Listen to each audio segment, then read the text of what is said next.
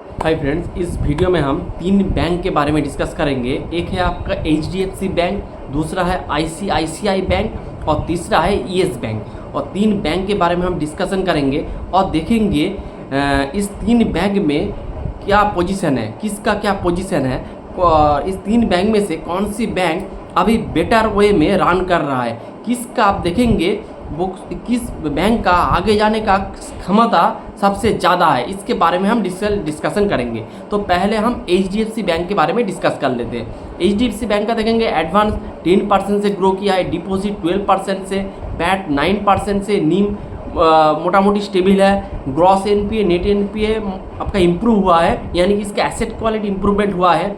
और उसके साथ ROA और ROE का देखेंगे तो मोटा मोटी 1.96 एंड 4. वो भी मोटा मोटी स्टेबल पोजीशन में है। और इसका क्रेडिट कॉस्ट अगर आप देखेंगे वो नीचे की दिशा में आया है, 0.848 था, वो गिर के आ गया है 0.35 ईयर ऑन ईयर बेसिस में। तो अगर आप देखेंगे पूरे रिजल्ट को HDFC बैंक का, तो एसेट क्वालिटी तो बहुत ही अच्छा है लेकिन इसका जो मेन दिक्कत है इसका ग्रोथ। अगर आप देखेंगे पहले HDFC बैंक जब मर्जर नहीं हुआ था तो अब दो बैंक थे, HDFC बैंक और HDFC लिमिटेड करके था। तो अब अभी आप देखेंगे उस समय पे HDFC बैंक का ग्रोथ आप देखेंगे 18-20% से इजीली ग्रो करता था। तो आप देखेंगे इसका जो शेयर होल्डर है बहुत अच्छा पैसा भी बनाता था और बहुत अच्छे रेट से ग्रो भी करता था। लेकिन जब से इसका मार्च हुआ है, जब से HDFC लिमिटेड और HDFC बैंक मार्च हुआ है, तब से आप देखेंगे HDFC बैंक का ग्रोथ एकदम गायब हो गया है। और इसीलिए आप देखेंगे HDFC बैंक अभी जो पैसा नहीं बना रहा है, ये भी एक इसका दिक्कत है। तो अगर आप उसके साथ अगर आप इसका पी देखेंगे तो ऑलमोस्ट 2.5 के पी में ये स्टॉक आपको मिलेगा प्राइस टू बुक के रेशियो में। और इसका अगर आप ग्रोथ देखेंगे तो 10%, कभी 8%, कभी 9% इस तरह का ग्रोथ देता है। और अगर आप कंपेयर करेंगे इस लेवल ऑलमोस्ट आपको बहुत सारे बैंक आपको मिल जाएगा जो आपको मोटा मोटी 18 से 20% का ग्रोथ इजीली दे देगा और आपका प्राइस टू बुक यानी वैल्यूएशन भी बहुत नीचे होगा। तो इसीलिए आप देखेंगे HDFC बैंक के ऊपर जो शेयर होल्डर का जो इंटरेस्ट है वो कभी कम हो रहा है और इसीलिए HDFC बैंक भी मरा पड़ा हुआ है। तो बैंक का एसेट क्वालिटी प्रिस्टीन है, लेकिन उसका आपका जो ग्रोथ है ग्रोथ एकदम गायब है। आपका जो लोन बुक का ग्रोथ भी गायब है, फिर आपका जो डिपॉजिट का ग्रोथ वो भी धीरे धीरे नीचे आ रहा है। फिर भी आप देखेंगे उसका जो डिपॉजिट का ग्रोथ मोटा मोटी ठीक ठाक है लोन बुक ग्रोथ के साथ अगर हम कंपेयर करेंगे, तो यही बात है। तो HDFC bank asset quality better है, लेकिन लेने ना एक बैंक नहीं है मेरे हिसाब से, क्योंकि उसका जो ग्रोथ है ग्रोथ एकदम टिमिड है, एकदम गायब है इसका ग्रोथ। तो यही बात है। इसके बाद हम डिस्कस करेंगे ICICI बैंक। अगर आप ICICI बैंक को 2 साल पहले भी देखेंगे तो 20% से एक ग्रो करता, 18 से 20% से। कोविड के बाद इन लोगों ने रिटेल जो लेंडिंग है, रिटेल लेंडिंग के ऊपर बहुत ज़्यादा फोकस किया था। इसीलिए आप देखेंगे ICICI बैंक का कोविड के बाद बहुत अच्छे पैसा बना था शेयर होल्डर के लिए। मैंने भी इस ICICI बैंक में इन्वेस्ट किया था, मेरे को भी बहुत अच्छा इससे पैसा आया था। एक सेफ एंड सिक्योर बैंक, उसके साथ इसका ग्रोथ आप देखेंगे 18 से 20% था। फिर उसका ROA भी ऊपर की दिशा में जा रहा था, ROE ऊपर की दिशा में जा रहा था। तो ये सब हो रहा था, बहुत अच्छे रेट से ग्रो कर रहा था, सब कुछ सही दिशा में जा रहा था। एसेट क्वालिटी हमेशा ICICI HDFC इस तरह का बैंक का, कोटक बैंक इस तरह का एसेट क्वालिटी हमेशा अच्छा होता है। ये कोई आज अच्छे हुआ काल बुरे हुआ इस तरह का कोई बात नहीं है। ICICI बैंक, HDFC बैंक इस तरह बैंक का एसेट क्वालिटी हमेशा अच्छा होता है। लेकिन कभी कभार क्या होता है, तो वो जो ICICI बैंक है उसके एसेट क्वालिटी पे आप देखेंगे प्रिस्टीन है, एसेट क्वालिटी में कोई आपको कंप्लेन करने का कोई आपको जायगा नहीं मिलेगा। लेकिन इसका जो ग्रोथ है वो ग्रोथ अभी गायब हो रहा है। जो आप एक साल पहले भी देखेंगे 18-20% से ग्रो करता था, अब वो सिंगल डिजिट में आ गया है, 10% से ग्रो कर रहा है। लेकिन Q4 में आप देखेंगे ग्रोथ थोड़ा बड़ा है, ऑलमोस्ट 15% से इसका लोन बुक का ग्रोथ आया है। लेकिन अगर आप इसका डिपॉजिट देखेंगे तो डिपॉजिट धीरे धीरे नीचे की दिशा में आ रहा है, 11% से डिपॉजिट आपका ग्रो किया है। और इसका पैट देखेंगे 8.5% से।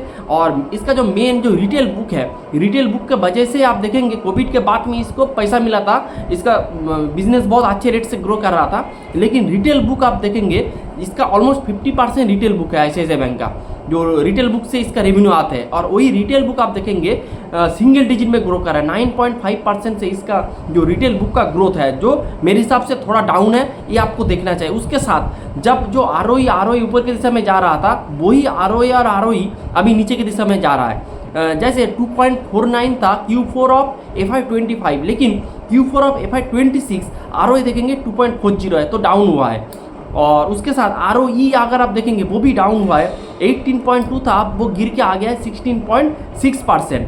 तो आप देखेंगे इसका ROA और ROE भी नीचे की दिशा में आया है। और उसके साथ आप इसका भी GNP NNP का नंबर देखेंगे, वो भी नीचे की दिशा में आया है। यानी कि एसेट क्वालिटी बहुत ही अच्छा है, लेकिन इसका लोन बुक, डिपॉजिट बुक का ग्रोथ थोड़ा डाउन हो गया है। लेकिन Q4 में आप देखेंगे लोन बुक का ग्रोथ थोड़ा बड़ा है, तो ये आप देख सकते हैं, लेकिन इसको अच्छे से ट्रैक करना पड़ेगा। और इसका क्रेडिट कॉस्ट भी बहुत अच्छे रेट में है, और मैनेजमेंट का गाइडेंस भी है कि ये लोग अपना क्रेडिट कॉस्ट बिलो 0.5 से नीचे रखेंगे, यानी जो क्रेडिट कॉस्ट वो 0.5 के नीचे रहेगा। तो ये बात है। तो bank asset as a asset quality तो और जो पैरामीटर है, पैरामीटर के साथ बहुत ही अच्छा है, लेकिन इसका ग्रोथ अभी गायब है। लेकिन Q4 में ग्रोथ थोड़ा बेटर हुआ है। तो HDFC बैंक के साथ कंपेयर करेंगे ICICI का, तो मेरे को ICICI बैंक बेटर लगता है। लेकिन दोनों बैंक का ही प्राइस टू बुक रेशियो यानी कि वैल्यूएशन बहुत ही ज़्यादा है। HDFC बैंक का ग्रोथ है 10%, उसका प्राइस टू बुक है 2.5 के प्राइस बुक में मिल रहा है आपको। और ICICI बैंक आप देखेंगे ग्रोथ मोटा मोटी 12-13% है अगर एनुअली इसको कैलकुलेट करेंगे, और इसका प्राइस टू बुक है 3 से ऊपर है। तो मेरे हिसाब से बहुत ही ओवर वैल्यूड है। इससे आपको प्राइस टू बुक मैंने एक के प्राइस टू बुक में आपको 20% का ग्रोथ करने वाला, उसके साथ एसेट क्वालिटी भी अच्छे, इस तरह का बैंक भी आपके पास अवेलेबल है। तो इस तरह का बैंक में जाने का कोई ज़रूरत नहीं है मेरे हिसाब से।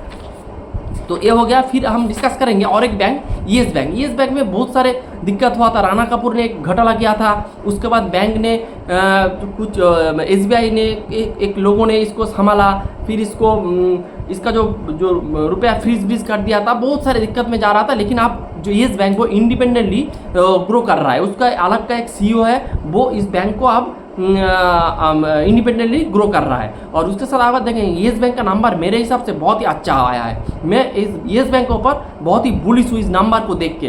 क्यों देख के बुलिश हूँ, ये हम इस वीडियो में भी डिस्कस करेंगे। तो पहले हम रिजल्ट देख लेते हैं। अगर आप इसके एडवांस देखेंगे तो इसका एडवांस मोटा मोटी 11% से ग्रो किया है, डिपॉजिट 12% से, डिसबर्समेंट 20% से ग्रो हुआ है, पैट 44% से बढ़ा है। नीम अगर आप देखेंगे 2.5 था 2.7 हुआ है, यानी कि नीम इंप्रूवमेंट हो रहा है।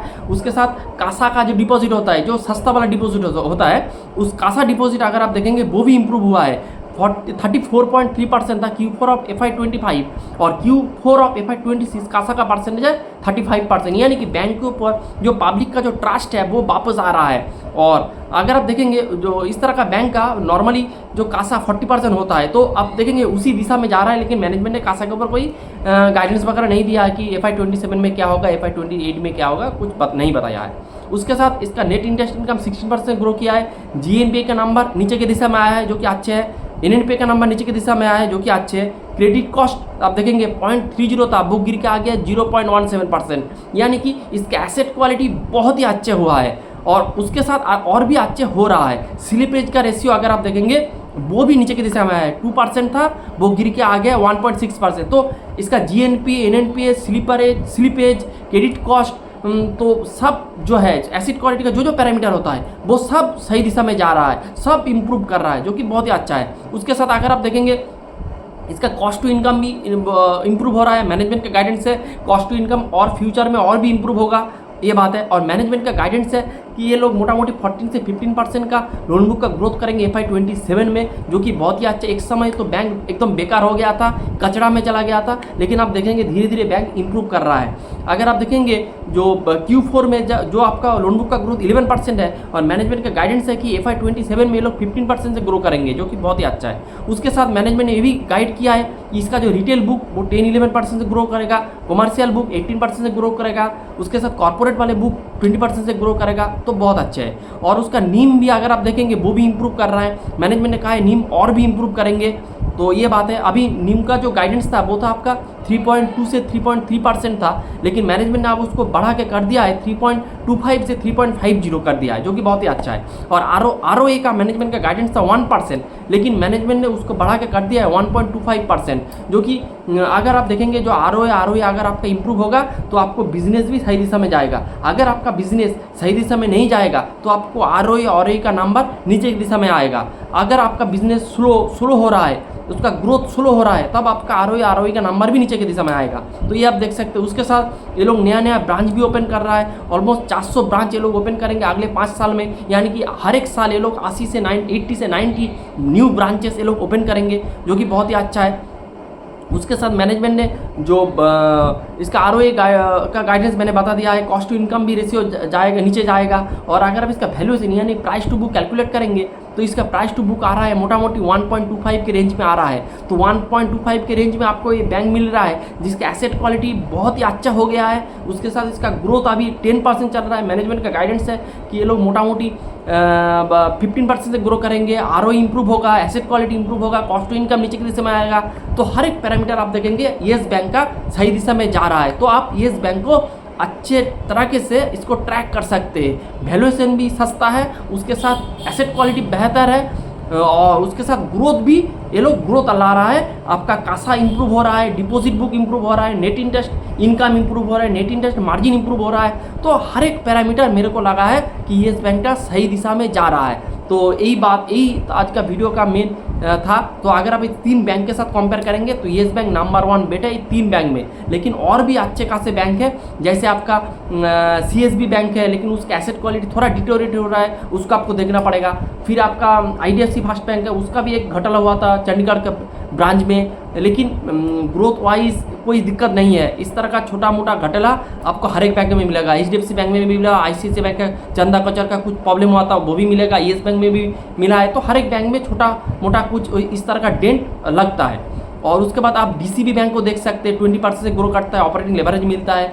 फिर आपको तमिलनाडु मर्चेंटाइल बैंक को देख सकते हैं, वो भी 15 से 20% से ग्रो करता है, ऑपरेटिंग लेवरेज मिलता है। और उसके साथ आप जो BSU बैंक में देखेंगे तो आप बैंक ऑफ महाराष्ट्र को देख सकते हैं। तो इस बैंक में आपको 5 से 6 नेम है जो बहुत अच्छे से ग्रो कर रहा है, एसेट क्वालिटी भी बेहतर है, ऑपरेटिंग लेवरेज भी अच्छे से मिलता है, और आपको जो प्राइस टू बुक यानी वैल्यूएशन वो भी सस्ता है। तो ये आप देख सकते हैं। उसके साथ इस लिस्ट में आप मैं इस येस बैंक को भी ऐड कर रहा हूँ। जो मेरा जो लिस्ट था उसमें आपको था CSB bank, DCB bank, IDFC first bank, Tamil Nadu mercantile bank और था आपका बैंक ऑफ महाराष्ट्र। इस 5 नेम था, लेकिन मैंने अब इसके साथ और एक नाम जोड़ दिया है, वो है येस बैंक। येस बैंक का रिजल्ट देख के मेरे को बहुत अच्छा लगा, मैनेजमेंट का गाइडेंस बहुत अच्छा है। तो हर एक पैरामीटर सही दिशा में जा रहा है, इसलिए मैंने पूरे बैंक बड़े जो बैंक सेगमेंट है इसमें 6 नंबर जो है स्थान में येस बैंक को ऐड किया है। तो यही था आज का video. Hope you like the video and please don't take it a buy sell call recommendation. Thanks for watching the video. Bye.